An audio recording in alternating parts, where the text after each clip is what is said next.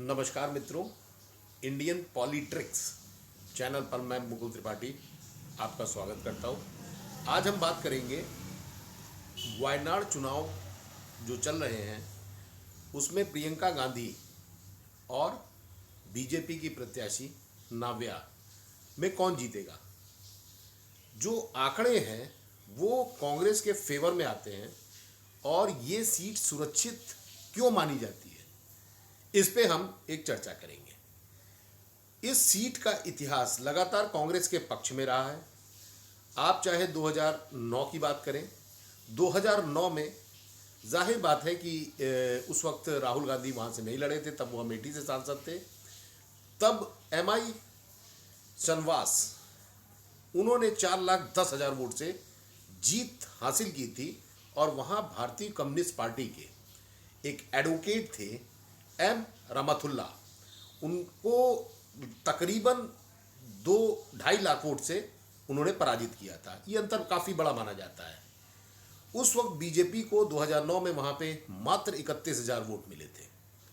अब हम बात करें 2014 की, तो 2014 में भी वहाँ पे एम शानवास फिर लड़े थे और उनको इस बार 3,77,000 वोट मिले, जबकि भारतीय कम्युनिस्ट पार्टी के जो एक प्रत्याशी थे उनको 3,56,000, यानी मार्जिन काफ़ी कम आ गया था। 3,77,000 कांग्रेस को और 3,56,000 यानी भारतीय कम्युनिस्ट पार्टी वहाँ पे मजबूत हो रही थी। वहीं बीजेपी के जो प्रत्याशी थे उनको मात्र 80,000 वोट मिले थे, 80,000। बाकी वोट आपस में बढ़ गए थे कई प्रत्याशियों में। अब बात करें 2019 की, तो 2019 में राहुल गांधी, सबको पता है कि अमेठी से चुनाव हारे और अमेठी जब लड़ रहे थे तभी उन्होंने वायनाड में अपना पर्चा दाखिल कर दिया था दूसरी सीट पे। यहाँ पे इस बार एक चमत्कार होता है और 7,06,000 वोट राहुल गांधी को मिलते हैं। इसी समय भारतीय कम्युनिस्ट पार्टी यानी भकापा को 2,74,597 वोट मिलते हैं और बीजेडीएस के एक प्रत्याशी थे, उनको 78,816 वोट।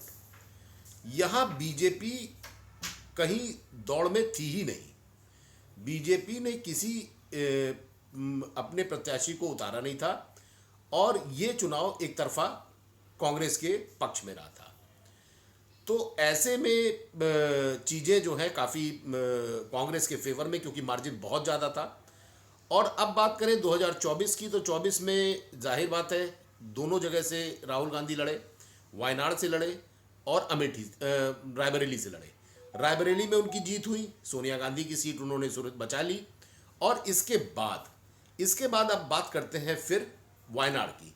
वायनाड में इस बार 7 लाख से घटकर राहुल गांधी 6,47,445 वोट पाए, जबकि एनी राजा जो सीपीआई के थे, ध्यान देने की बात यह है कि सीपीआई के जो प्रत्याशी थे उनको मिला 2,83,000 वोट, यानी मार्जिन फिर काफ़ी बड़ा था। वो करीब 3.5 लाख के आसपास, 4 लाख का वोट हो गया। उसके बाद जो बीजेपी थी, बीजेपी को 1,41,000 यानी 80,000 से बीजेपी ने फिर छलांग लगाई और वो तीसरे नंबर की पार्टी बनी, उसको 1,41,000 वोट मिला। तो अब की बार जो स्थिति चल रही है वो जाहिर बात है कि बीजेपी की जो प्रत्याशी हैं उनका प्रियंका गांधी के सामने, चूंकि प्रियंका गांधी बिल्कुल पहला चुनाव अपना लड़ रही हैं, ऐसे में ये कहा जाना कि बीजेपी के लिए वहाँ कुछ संभावना हो सकती है, ये बहुत ही 0.1% की चांस है। अदरवाइज वहाँ से प्रियंका गांधी का जीतना 99.9% तय माना जा रहा है। और आने वाले समय में प्रियंका गांधी चुनाव रिजल्ट घोषित होते ही पहले से ही एक भूमिका बना दी गई है कि वो तकरीबन संसद के दरवाजे पे पहुंच गई है, खाली रिजल्ट का इंतज़ार है। तो ऐसे में बीजेपी की प्रत्याशी और बीजेपी पार्टी अपना वोट 1,41,000 से अगर बढ़ाती है और ये मार्जिन को अगर 2 लाख 2.5 लाख पे करती है, तो ये कहा जाएगा बीजेपी ने अच्छा किया। जो उनकी उम्मीदवार है नाव्या, नाव्या मेहनत कर रही हैं, नाव्या यंग है, पढ़ी लिखी हैं, दोनों अपने अपने, चाहे वो प्रियंका गांधी की अपनी पढ़ाई हो, चाहे वो नाव्या की हो, दोनों लोग एक इंटेलेक्चुअल परिवार से आते हैं और दोनों लोग की जंग अच्छी है। लेकिन फिर कहूँगा ये जंग एक तरफा है, ये जंग एक तरफा है और प्रियंका गांधी का जीतना यहाँ पे तय माना जा रहा है।